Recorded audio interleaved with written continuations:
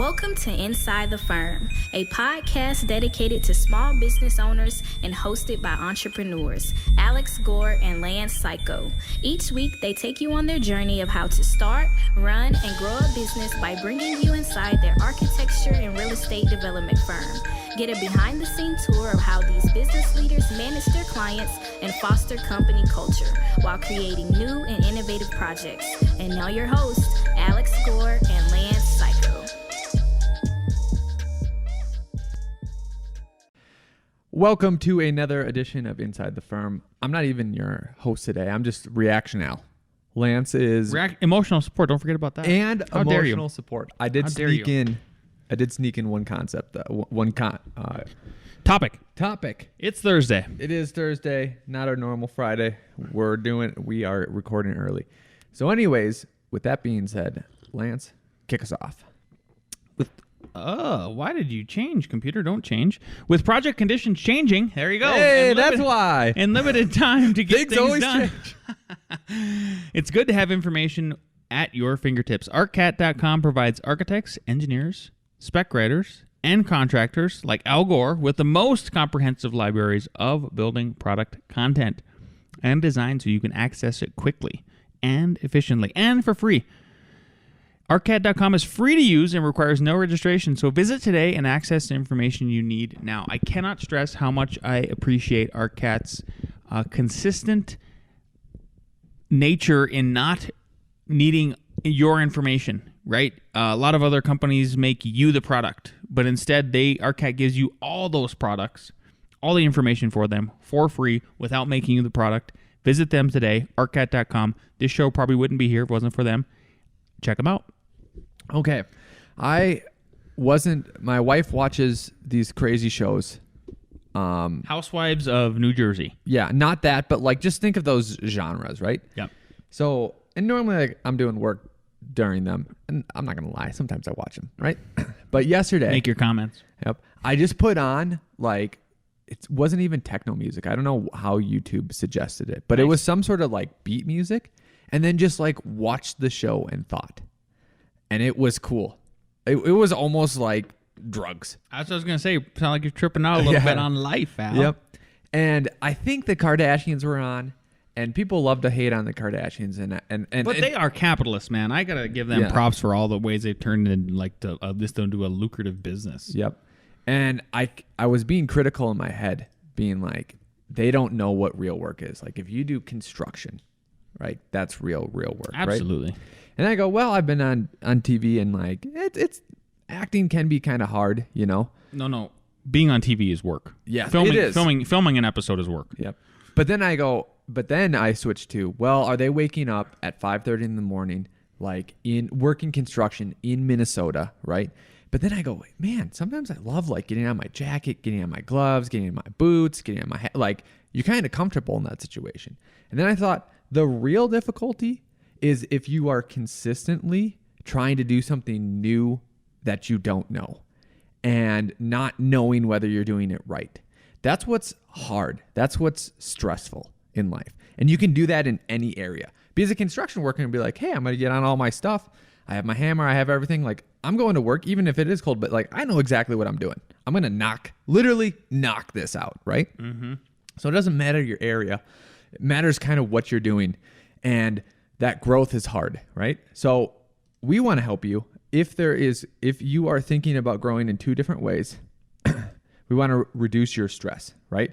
Because we don't want you to go to work every day not knowing how to do something and struggle through it. So if you are transitioning or want to learn Revit better, go to revitrocketship.com where we will be your guides to help you live a more stress-free life and be more productive. If you are thinking about expanding into the construction area or just learning more about the whole construction process so that your life is more stress-free, that's kind of weird to say, but more stress-free works. Those words work together. Go to architectsguide2.com. So architects, that's plural, guide is not, and then to.com. Check those resources out. Honestly, having that knowledge in the background makes your day go smoother, makes you less stressed, makes your home life better. Those resources are available to you. So honestly, the only thing that is stopping you is money. And we have a money back guarantee. And because multiple people buy it, it's at a reduced price that is worth 10 times your investment. Like it just is. You can either trust me on this or not, but it is worth 10 times your investment. 100%. Last but certainly not least, this episode is also brought to you by Pella Luxury. Pella.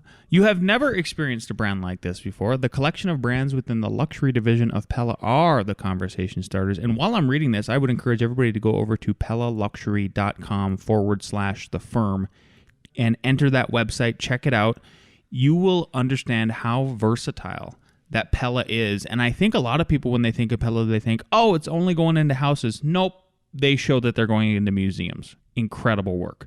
So the collection of brands within the luxury division of Pella are the conversation starters, the pioneers of the industry who provide window and door solutions to discerning architects, the building industry, and beyond. They have decades of experience creating things no one else in the world is creating, and the collection of brands are brought together to complement and build on one another. They don't push beyond the limits. They set them out. Look at that. I absolutely set them. Explore PellaLuxury.com/the firm. Again, check out that website. We did a little voiceover on last week's episode. Al did this wonderful voiceover, is what I should say. It was amazing. His golden, sultry voice, coupled with Pella's beautiful imagery from that website, I had to watch it 3-4 times. Exactly. Check it out yourselves. Cool. Okay. In other news, Al. Okay. I got a question for you. I have a reaction for you. Thank God. Is housing at a tipping point? Oh, which way? The medium home price surged more than 20% in April from a pandemic low a year earlier. The biggest jump since 1988. 1988. Let's do the quick math because we're dumb. 1988. That's 33 years. Yep. You are 36. Sure. So that is crazy, right? Yep. While comparison suffers from business shutdowns in effect last year, it also shows labor, supply chain, and other constraints on the construction industry as it struggles to catch up to renewed demand. Skyrocketing prices may also start turning back buyers to purchase, with purchases falling almost 6% in the month. Wait, now say that again. Skyrocketing prices may also be starting to turn back buyers. Yep. With purchases falling almost 6% in the month. Do you know what that? Okay. Yeah, you know what that means. It was weirdly written. No offense, Kate Chapman, editor of LinkedIn News. That's where I'm reading this from. Kate, don't come at us. Don't come at us. I'm giving you go to if you go literally look up LinkedIn is housing at tipping point if you want to follow this thread. It was super interesting. It was trending the other day. So now the supply is being reduced because it's too high. Yep. Which is fine. Yep. Because I mean it is since 1988. You said. It might level off, which would be great. But then I think leveling off is what's going to happen. And I mean, like, it still might go up, but it just might level. Or it might... It is so uncanny that you're using that language. Why? Have you been talking to my wife? I know you haven't. That's no, a rhetorical question. So last night, her and I were talking, and we were talking about how... so we went to a party this last weekend. How dare you? I know. No masks. It was great. And... are you telling me we beat COVID? Well... I've been crushing it.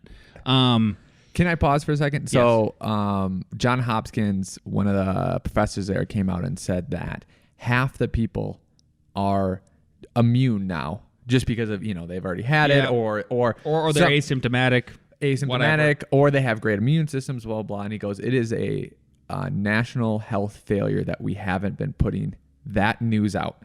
Yep. That there is that, and that you're demonizing people that have this natural immunity if they aren't getting the vaccination or not wearing masks. So I thought John Hopkins is like the number 2 hospital besides Mayo Clinic. I don't know if you know this, but fish slime. Let's say you're on day 21 of fishing it every day in a row. Is that what a fish line is? Is that a term? And let's say world. Let's say you hold the fish.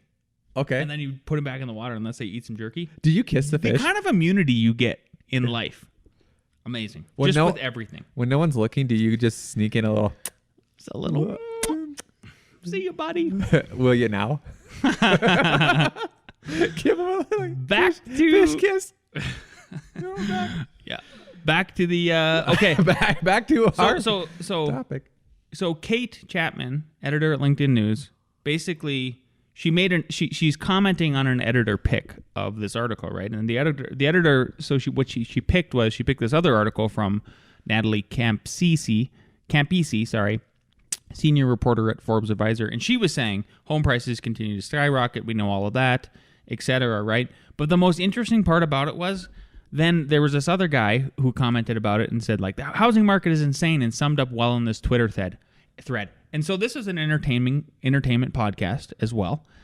And so I went to the majority, and so I went to the Twitter thread, and I want to read that. That's where I'm going with this, because there's some crazy stuff. Okay. On Twitter, no way. On Twitter, exactly. So Glenn Kelman is the Twitter thread that you go to. If you just follow all that whole sequence. One of 15, it has been hard to convey through anecdotes or data how bizarre the U.S. housing market has become. For example, a Bethesda, Maryland homebuyer working with Redfin included in her written offer a pledge to name her firstborn child after the seller. She lost. 2 of 15. Now there are more realtors than listings. This is the truth. Yep. 3 of 15. Inventory is down 37% year over year to a record low. We talk about supply and demand in this podcast over and over again. Learn your basic economics, right? The typical home sells in 17 days, a record low. Home prices are up a record amount, 24% year over year to a record high, and still homes sell on average for 1.7% higher than the asking price, which is another record. I think I sent you this little article snippet. Yep. Housings are trading at the speed of light. And houses are trading. Houses are trading. Yep. And it was how many days on market. Miami has the most. But I think Miami always, like, whenever it starts to boom, Miami's like, we will build 49,000 townhomes this year. And then it busts. Florida just, we used to make fun of Florida a lot. We used to? Well, I mean, I don't anymore after I've seen how they tackled, they're the beacon of freedom, in my opinion, right? Like Texas, move your second place now. Ah. They get Send it your done. emails All I'm to saying is they get LMC. it done. Yeah. Anyways. Send all your hate mail. Yeah. To LMC at f9productions.com. Denver. So Miami is 75 days on the market. That might be skewed. Let's take Miami out of it. New York is 41 days. LA is 40. And then you get all the way down to Denver, which is 5 days. Amazing. Okay. Back to the thread. And if you are in Longmont, this 5 days is almost a lie. It's like 1 day. It's like 1 day. It's 1 day. Yeah. Well, you know what? Things that are buyable and are 1 day. What does he mean by buyable? I think he means within still an affordability range. Yes.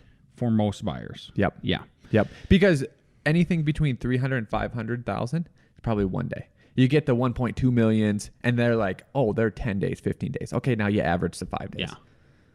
Yeah. Okay, back to the thread. But in 2 of America's largest cities, inventory has increased in New York by 28%. You get because that. People are leaving New York. People are freaking leaving. Yeah. In San Francisco by 77%. Ooh, that's a lot. That's insanity. San Francisco hasn't seen an inventory increase this large since 2008. Wow. So it's akin to the Great Recession in a different way, right? And still in both markets, prices are increasing. That last one, like what? In 2020, new construction permits were down 13% in D.C. and New York, 40% in L.A., 48% in Chicago, 50% in Seattle, 79% in San Francisco. Permits were up 25% in Miami, 56% in Vegas, 96% in Greenville, South Carolina, 122% in Detroit. That is insanity. What if Detroit's going to make a comeback, bro? Oh, dude. They have MCDC as their new coach for the Detroit Lions. Uh-huh. And he's like, we want monsters. We want people that will gnaw people's kneecaps. I love it. Detroit Lions I want- coming back, biting off kneecaps. I want Detroit to make a comeback, and I've been trying to get my wife to why don't you want to go visit it just to see what it's like? Yeah. You grew up there. Yeah. We'll make it happen. Maybe I'll just take her there. Let's just drag her. She's got to come. Well, just don't tell her. You get to the airport. Just get in the airport. And be What like, should I? Tell her we're going to Miami. And we're in Detroit. I don't know how that happened. Yep. Motor City Dan Campbell is the new coach. Okay. Lastly, 246% in Knoxville, Tennessee. I just want to make note of the differences probably politically, those numbers, right? Just think about the places, okay? 6 out of 15. So next one, lumber prices are up. So I got to quit saying this. I got to quit saying 250%. Lumber prices are up 300%. I heard they are leveling off too. They are starting to. Alex is right. I mean, okay. Yeah. I want to hold the thought about the leveling off because I have a question after all of this. Okay. About the leveling off. Yeah. In 7 of 15, in Redfin's annual survey, nearly 2,000 home buyers, 63% reported having bid on a home they hadn't seen in person. Nuts. An April survey of 600 Redfin.com users who had relocated in the past year. About 2/3 of the people who moved got a house in the same size or bigger, but about the same proportion, 2/3 spent the same on less housing. 9 of 15. Even though most of the people who moved got bigger homes, 78% reporting having the same or more disposable income after their move. Idaho home prices could triple. Whoa. Idaho does not want to hear that. And still seem affordable to a Californian. Yes. Just like Austin, which is expensive to me and you in Longmont and Firestone. Yep. But people from California are laughing at their prices and their quote-unquote traffic problems. Yep. Ha ha ha ha ha. 10 of 15. For low tax states, 4 people move for every 1 who leaves. For Texas, this ratio is 5-1. For Florida, 7-1. Cities and states have no leverage to raise taxes after many promised new money for social justice. The federal government will have to fund long-term investments. 11 of 15. The migration to lower-cost areas may lead to lower workforce participation.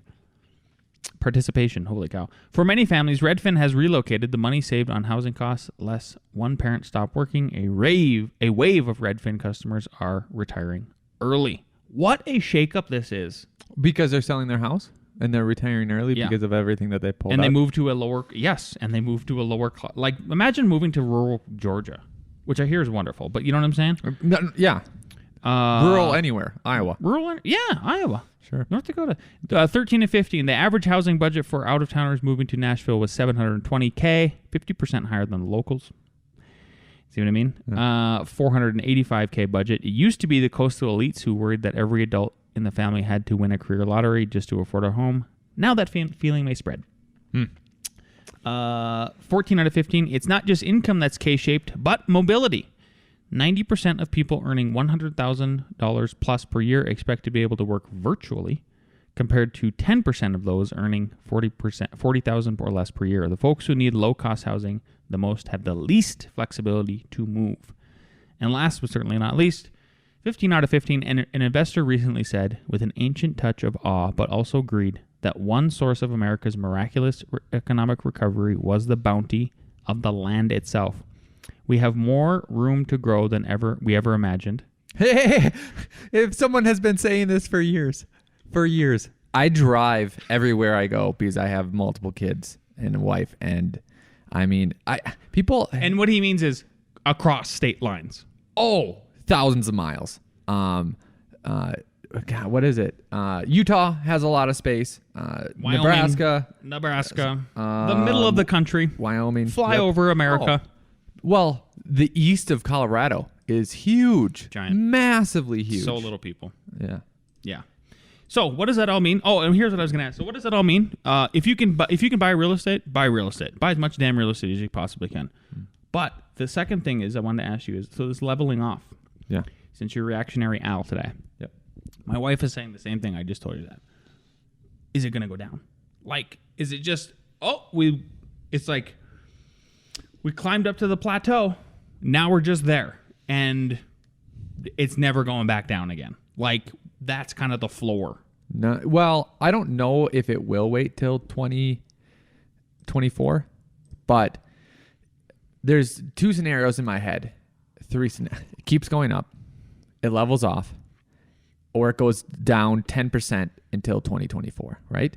Each one of those, I think the headlines would be with it down 10% is like housing prices down 10%, but here's why it's not a bad thing, right?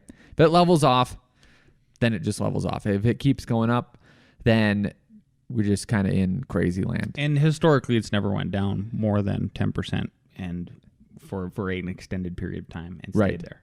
And then this is what I'm worried about. You say 2024. It could happen at any time, but let's say it goes down 30%. I hate that unless people are overly leveraged, like they're just going to beat the drums of economic collapse. And it's going to say like, okay, let's say it's 2024 and it goes down 30%. You mean like, oh, you mean like what it was last year, which was a record high over the last 10 years? Like, settle down, people. It would be nice if their perspective, the people you're talking about, would go from this to this. Right? Yeah. If it would just widen and you go, this is a good thing, guys. It's going to let more people into the market. And I hope, and I think on a societal level, people are seeing why that headline gets written is to get clicks. And then I hope people read it and realize like these headlines and these narratives are trash, clickbaity, and they're not the real story. So, Alrighty, we've got another one for you, Al. Okay. Survey says, this is from May 15th, 2021, and the reason I'm sharing this is because we have shared data from the National Association of Home Builders before, and they put out the last one that had the big clickbait headline about it.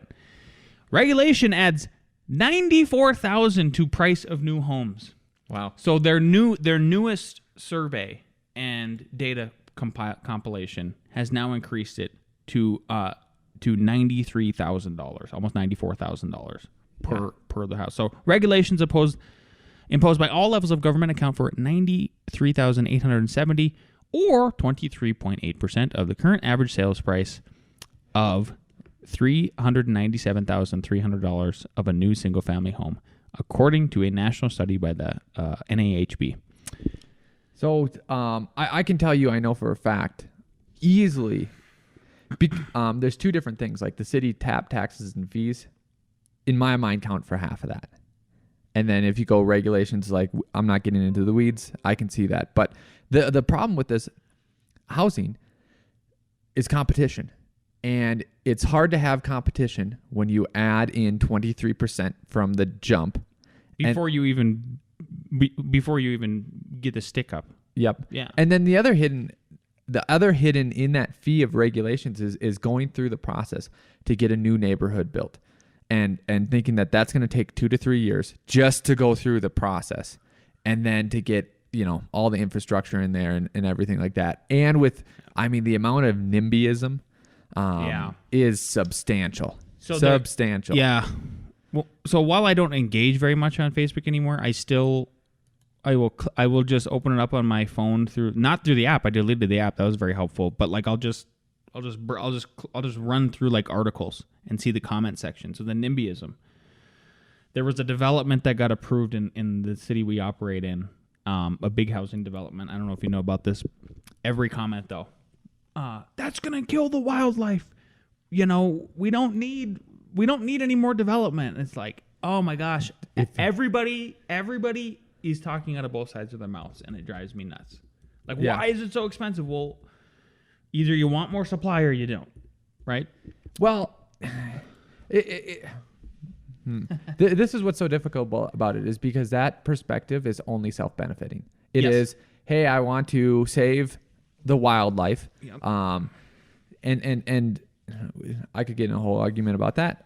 But then the second is, if we don't make more housing, my price of my house just goes up. Yeah. So like, let's unpack the $94,000 number though. And I think you were getting at this. 41,330 of it is attributable to regulation during development. So before you even get a stick up. Yep. Then there's 52,000 that are regulation during construction, right? And I like in this article that they say, this report does not argue that all regulation is bad or unnecessary, but National Association of Home Builders leaders say excessive regulation is not helpful. Yes. Because I wanted to do an experiment. If somehow F9 gets so efficient and great, I would probably run this experiment just to prove a point. And the experiment would be this, is we have a new project and it has to be something like 40 units, right? Which we do, we have multiple of those going on, and say to our staff is, please do 2 tracks. The first track is, like our normal track is where we develop a plan, a concept, give it to the city. We wait 2 months. Then we get the reply from the city, and this is site plan review, and then we change it, and then we coordinate all the changes. That takes about a month, and then we send it back to the city, and that takes 2 months, right? And it's this year-long process, right? So okay, that's going to happen. And know that that's going to come, right? And we develop the first concept for let's just say a month. I'm being very simplistic, right? So once that month comes and you send it, don't stop and work on other projects. Finish the whole project. Continue with the clients, continue with the contractor, literally work everything out. So when it comes back in 2 months after that, you could literally submit for building permits. Do everything. And obviously, if something goes wrong or we have to change something, this could be a huge waste of money. So that's why we're not doing it at this moment. And then set that aside, that file, and then go through the rest 10 months with the city and then compare sets and see how much they've actually changed. Interesting. Because it's experiment. Because it's going to be so minimal. And then say you wasted 8 months. Well, what is that capital worth? I'm going to plant a seed in your head. Yeah. Okay? Everybody's hearing this live for the first time. You are getting an inside look at the inside of the firm. This is how the ideas happen, okay? Sometimes his ideas are good. Most of the time, my ideas are good. Right. Most of the time. Yeah. I have a nonprofit. It is called Longmont Community Gardens. If anybody wants to donate to it, they could. Yep. So I started this last year, and I would encourage you to think about, what if you started a nonprofit that was a think tank? Oh.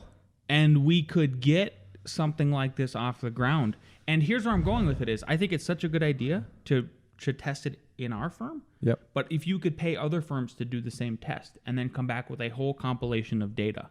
But what I would do is also I would tell the city. Sure.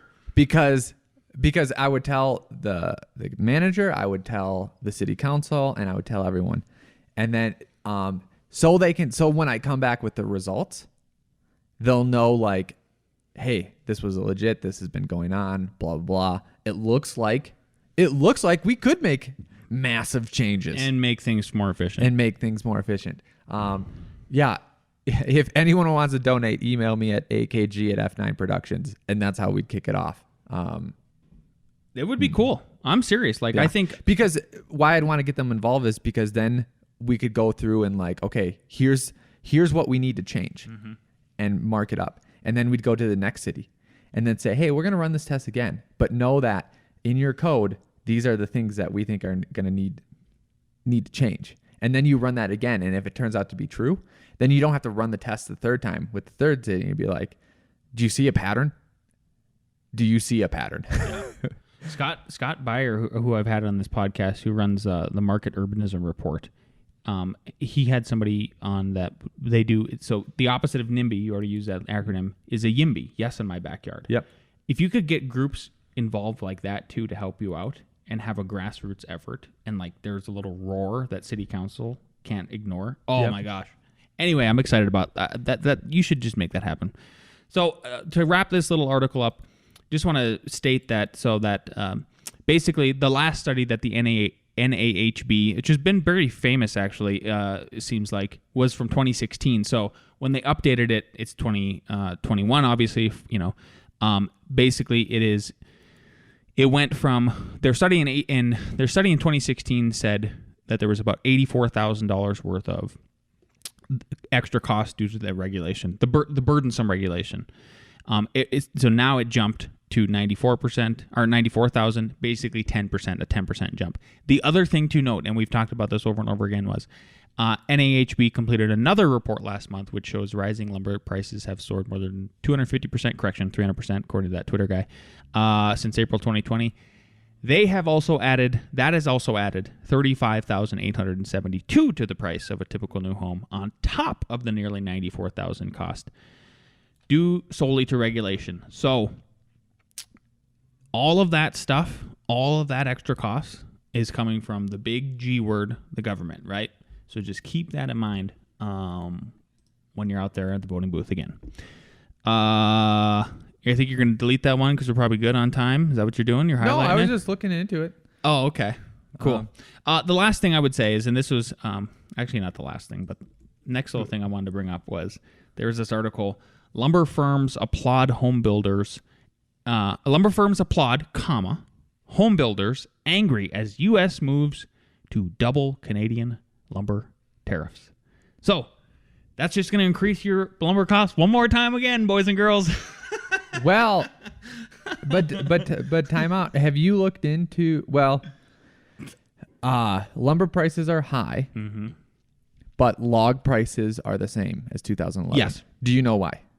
No, go elaborate. So in the 1970s, literally around them, the government had a program to turn farmland into forest land in Georgia, like all these places in the South. Like everyone thinks wood comes from Canada, which it does. They think all the wood comes from Canada. No, a lot of it comes from the South. So all these farms were transitioned into wood farms, basically, because the government wanted to stabilize crop prices and not have too much of that. So now fast forward from the 70s to that's 50 years, right? All of these trees are mature and there is too much supply. So the lumber yards are the choke point. And they see all these people in Georgia and like, I can pick and choose. Yep. I can pick and choose from anyone I want. Yep. And then also, there was an article about this. The people selling the logs used to get bids from the mills, and I used to get 8-10 bids every time I'd cut down. It's like now if I get 3, I'm lucky. So consolidation. Okay. So the one thing I wanted to read from you from this article so you could react. Yeah, good. Ready? Yep. Quote, lumber only makes up 4% of the cost of a new home, with near zero impact on home buyers, the Lumber Coalition wrote in an opinion article published on Woodworking Network. Quote, the NAHB's claim that import duties cause today's high lumber prices are therefore drive up the cost of a home is false. Supply and demand, not import duties, cause price fluctuations. Reaction. That is an absolute lie. Like I when you said that, I thought like, oh, when was this written? In 1982? Like I literally went to look at the time and it was May 24th, 2021. Correct. Framing prices, including labor, used to be 15%. Let me see. I'm going to pull up in real time here. Yep. Keep talking. So that means lumber is easily double that at 7%, but that was a couple years ago, and lumber has doubled from that. So if lumber was 7% of a house standard a couple years ago, and it went up 300%, now the cost, even though other things might raise with it, so that the percentages are the same. I hope you're following along with this. I am. The actual cost of lumber going up 3 times has went from their 4% to actually 7% to really 21%. So like this is just nonsense. Okay. The Lumber Coalition, you are writing nonsense. You can email me with your complaints. I'm going to yes. So the last bid that I put together for a single family dwelling that we did not get because the prices just killed the project was $58,000 for the lumber package. $58,000. How many square feet is this house? Oh, 1,200 square feet. So hold on now. To prove Alex's point, this is okay. Is it anecdotal? I don't know. Feels like this is pretty empirical since we actually did the hard math for it. Well, I just did a 1,400 square foot house, and lumber prices for everything was 30. Okay. Grand total. So 58,000 divided by the grand total for this bid was 340,000. We'll just call it even. That is 16%, 17%, 16.9%. So this guy Lumber price only or labor too? only Oh man. lumber. If you want me to add in the labor, Nope. We're just talking lumber to make it clear. So 4 to 16 is a slight difference, council. Slight. Not a rounding error. Oh, journalism is dead. And know what's crazy is that like this is why I'm getting so heated about it is because they are telling not only the public Yeah. this who does not know, but they're telling Congress this, and they're like, oh yeah, That's what's the even counts- worse. Oh, Yeah. so we had this president of Yeah. the lumber coalition, and he says 4%. Yeah. This is no big deal. Congress sucks. Okay, keep going. Yeah, and it's all to solve a problem that stems from the 1970s. There we go. Thanks again, Nixon. Onboarding Al. Okay, so we are onboarding someone. I want to go through our onboarding process. You can take anything from it, but also this is inside the firm, so Lance and I have to talk about it Nice. because we have to be on the same page. Yeah. Also, I'm taking Atlas to swimming lessons in the morning, so like I might not be in until 9:30. Just to let you know. So I'm gonna go over everything and then we can go into details. But like here are at least the critical things that I think we need to get them up to speed on. Revit rocket ship introduction. I need to email them the passwords and all that to get in for free, because everyone, like we said, the course that we offer to everyone is what we make every new hire go through. And then I think we need an introduction on the file structure, which means you and Jason need to get them Dropbox and an email. Right? And that's me. That's on my Yep. that's my job. Yep. But literally show them, hey, here's current projects. Yep. Here's how it works. Here's documents in, documents out, all that other stuff. Another thing while you're in there that I thought would be helpful, because I think you had on our morning meetings, you were talking about a client and the contract and how we go through things. I think in there you should show, or both of us, here is our sample contract. So like when you are in a project, like the contracts are always in there. You can look what phase you're at and what we are expecting in that phase. So like you should be familiar with where we are. Here's the reason why I think Al's bringing that up. And this is something that I think everybody should be reminded of if you're hiring people or you've recently hired people, is new hires are very eager to make a strong positive impression. And what I've noticed in the past is that sometimes then they try to overdo things. And meaning like I asked for floor plans, you gave me elevations too. That's why it took twice as long. Now we're in trouble with the client. So yeah, because they will just change a floor plan up. Less is more. Yep. Less is more. Yep. So then this flows nicely from the contract. Now go, hey, here's F9 resources. Here's how-to videos. So let's say someone says, hey, you're in the DD set. I need you to do elevations and format it. In F9 resources, we have what's expected as a DD set. So know that you can navigate there and you can talk our language. And know that please ask questions. We have an open studio because we really everybody leans on everybody. For instance, even the principals, me and Al, co-owners, I leaned on Ross yesterday to literally go through my proposal for this project we might build in Boulder to do a grammar check my grammar, check my spelling, check my numbers. Sure. So, we got to be, I just want to make it clear to everybody that when they join that, like we are dead in the water if we're not asking questions with each other. Yep. And in those resources, here's the videos. Also know, here's where all the example sets are. So and they're also laid out in those phases or in that project type. So if you ever just want to wrap your head around something, here's where to go. Heck yeah. After that, the employee manual. I don't know if you want to go through that like everything or just like hand it to them, maybe hit some highlights, tell them to read. Yes. Okay. No. I mean, I think exactly what you just said. Hit the highlights and then say, this should actually be your first task. Then jump into Revit Rocket Ship. Yep. And then, so we have 2 part-time people, 1 full-time person. I have enough. Then I want to bring those 2 part-time people down and say, hey, we are starting the book club. This is, and then we have our 2-second lean. I literally have a printout for every week. Here's what you read. Here's what you do. Every Monday after our meetings, everyone will meet down here. I will try to meet with you. If I'm not, you literally have the outline of what we're doing and what we're talking about. And in 4 weeks, you'll be done with that book. Love it. So, but going back. We should title this How to Onboard. How to Onboard. I like it. New hires. She's going to come in at 8. I might not be here till 9:30, 10. So I will email her the Revit rocket ship stuff. And then do you want to say, hey, just get started with that. Once Al gets in at 10, we'll go downstairs and have a meeting. That sounds great. Yep.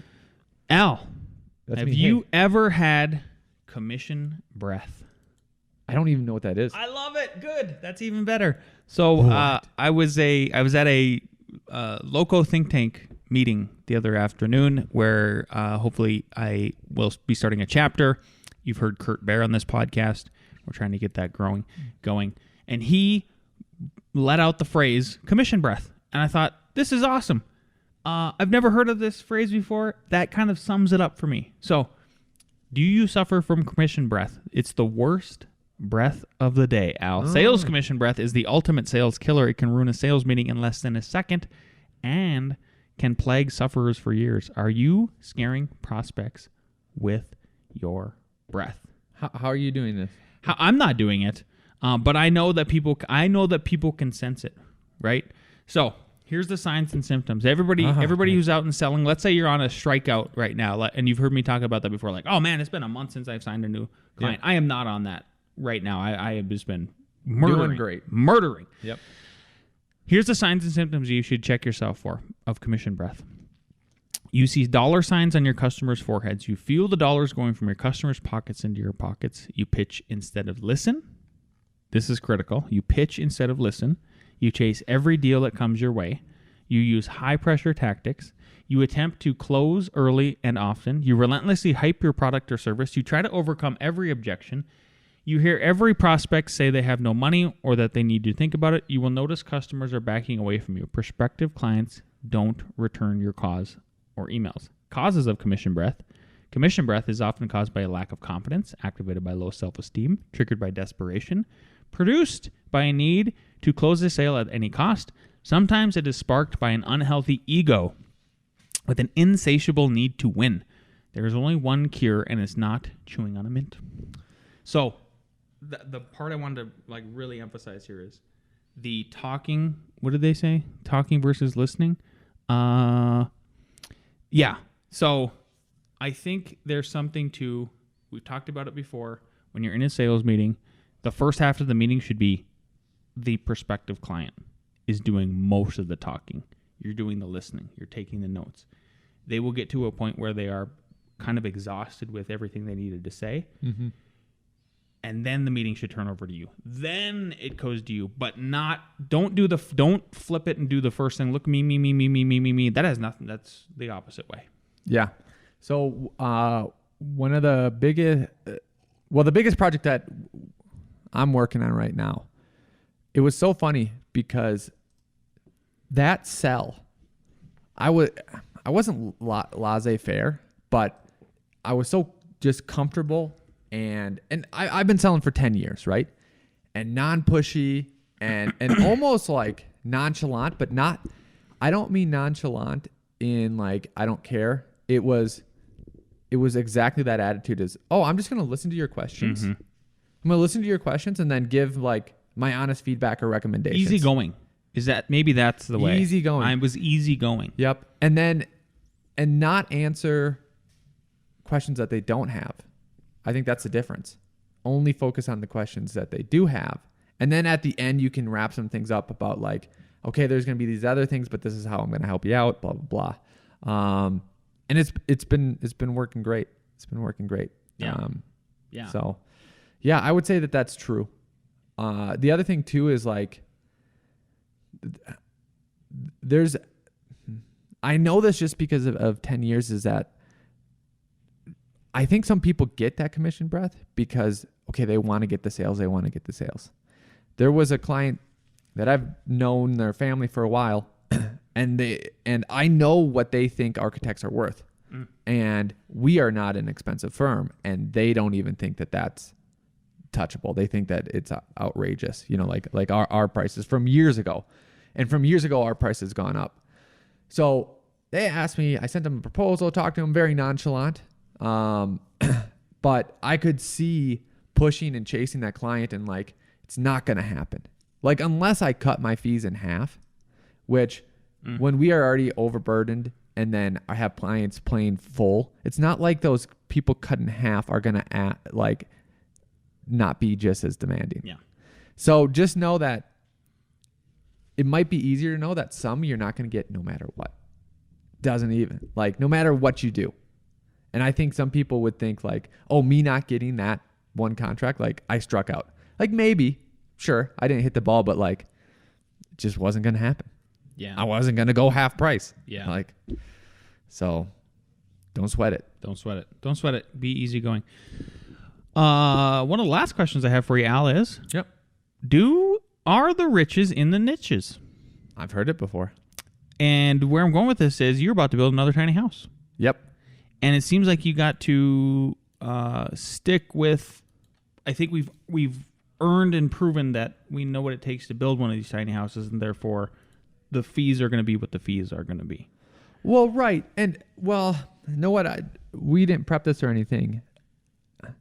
That's why it's reaction out. Because there's two things. One, I'll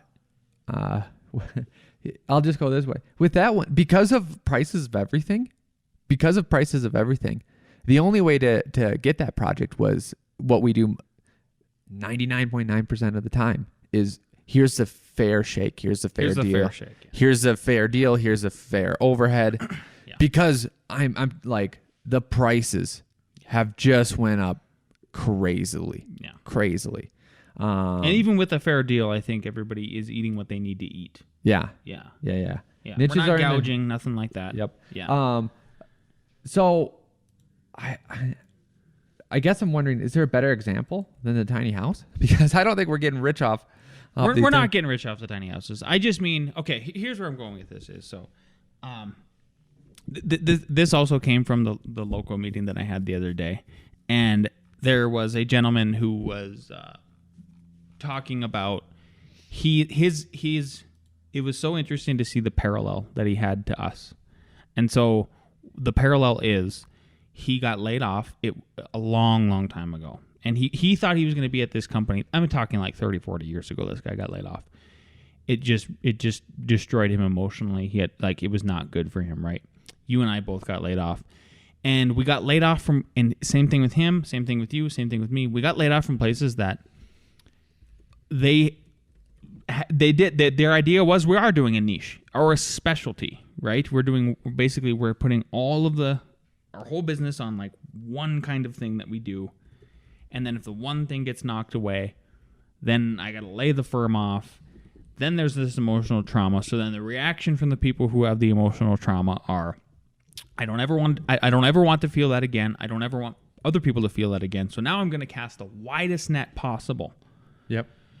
And try to, and so I don't have to do that. So I'm basically going to go after, and I think how do they say it in this article? Going after everything with quote, my target customer is everyone with a pulse, right?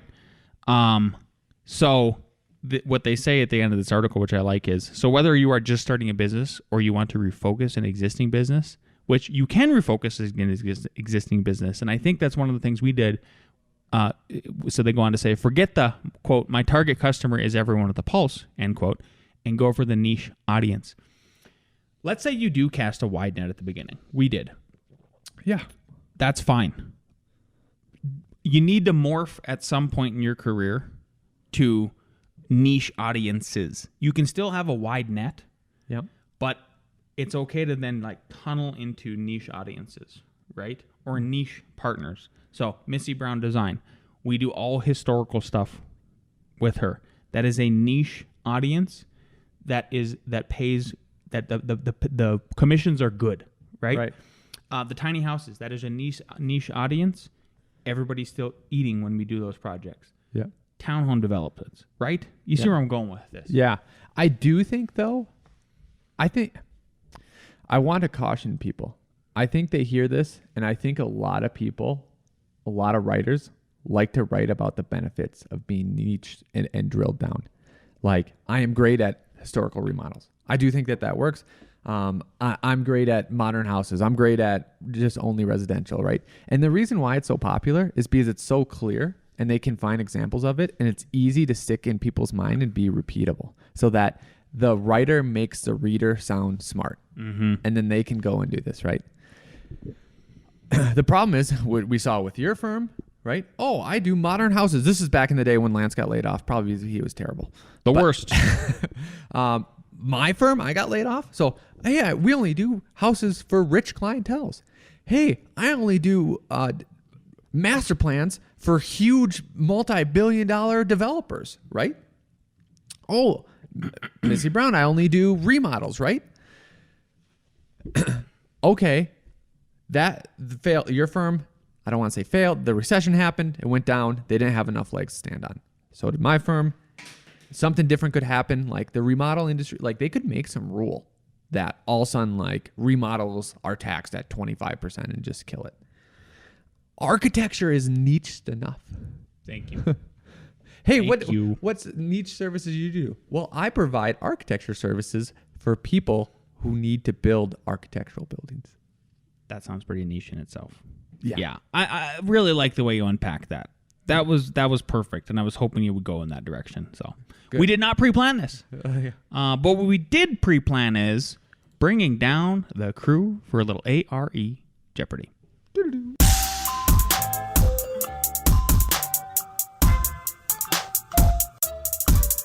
Question 1. In addition to Chapter 3, Use and Occupancy in the IBC, the provisions of what chapter apply to special uses and occupancies? Is it A, 4, B, 17, 3, C, 3, D, 16? Which chapter? A, D, A is the correct answer. Chapter 4. That's a good thing for people to know. Chapter 4 is a sneaky chapter. You always have to look into 4, and I feel like people miss out on it. Yeah. Question 2. According to the IBC, address numbers should be a minimum of 4 inches in height and have what other feature? Should it be A, stand off from the exterior facade? B, be lighted? C, shall be spelled out? Or D, shall be of contrasting color? Which one? This is IBC. I see what you're saying now. Yep.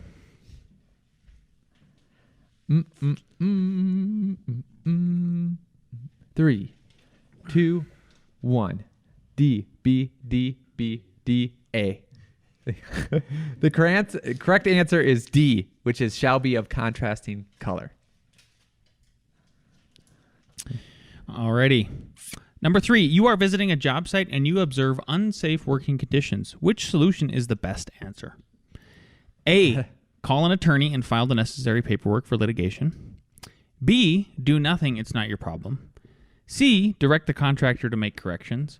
Or D, ask an appropriate question or make a more formal report where necessary as an ethical professional while masked up, possibly 2 on and standing 12 feet away from the nearest human or humanoid.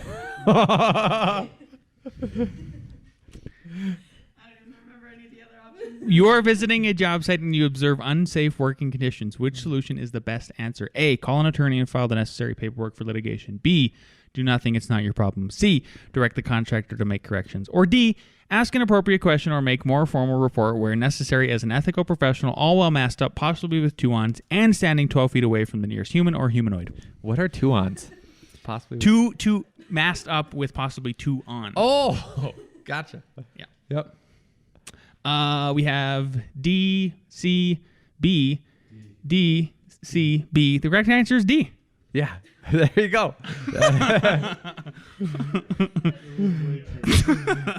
But it's true.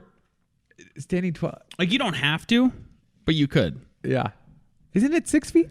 I'm 2 masks, double safe, No. twice the distance. Gotcha. Okay. Safety first, Al. My fault. Number 4, proper sequencing of construction is essential for what? A, light frame timber structures. B, post-tensioned pre-stressed concrete. C, foundation excavations. Or D, curtain wall installation. Proper sequencing of construction is essential for what? A, light frame timber structures. B, post-tension pre-stressed concrete. C, foundation excavations. D, curtain wall installation. This is a perfect A.R.E. question. Yeah. Yeah. I felt like the last one was too. What do we have? We have D. Hannah, we have B. B. C. B. B. The correct answer is B. Yep. Post-tension precessed concrete. What do we got for numbers? We have 3, 2, Ooh. 1, 3, 2. We have a tie? We have a tie. All right. Rossosaurus Rex. All right. Come I on feel down. like Do you we've have it already all done teed this. up? Yep, it's right here. Ross will read it. So still, even if we've done it, the fastest hand wins. Okay, everyone ready? What is the maximum projection into the required egress width that a door is allowed to project when fully open? Jason got it. 7 inches. Sorry, we already did it. Jason wins. Where are we eating tomorrow? Oh, I'm not there yet. Okay, fair enough. Start that. Well, that's it for me. Again, please thank our sponsors by either going to the Pella website, which is Oh, man, I don't have it pulled up. Al, you're putting me on the spot here. Let me pull up real quick. He'll pull it up while I say again. If you're looking into Revit Oh, there and it or is. becoming a builder, the builder's website is architectsguide2.com or go to revitrocketship.com. Go to pelloluxury.com/the firm. Go to arcat.com. Check it out. Download all the free BIM stuff and subscribe somewhere. Subscribe on YouTube. Subscribe on iTunes. Subscribe on the Spotify. Subscribe on SoundCloud. Leave us a 5-star review. We'll see you next week.